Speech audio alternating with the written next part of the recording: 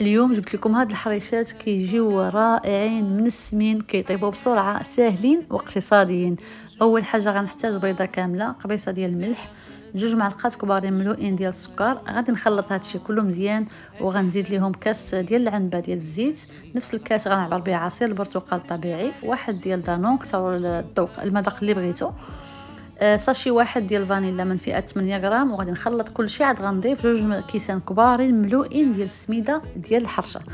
من بعد غنضيف خميره الحلويات تقريبا ساشي كبير فيه 14 غرام. واخيرا غادي نزيد شوكولاط شعريه تقريبا واحد 3 ملاعق كبارين. صافي غادي نخلط الخليط ديالي كله مزيان، وغادي نخليه يخمر واحد نص ساعه تقريبا. ومن بعد غادي نشكلو كويرات وغندوزو في السميده، وغنديرو في الطاوه اللي غندخل الفران، ندخلو يطيب واحد 20 دقيقه من الفوق ومن التحت على درجه حراره 180 حتى كيتحمروا وكيتشقوا ليا مزيان. وغادي نقدمهم كيجيو رائعين، يصلحوا للكوتي، ساهلين من السمين واقتصاديين. جربوهم بالصحه والراحه.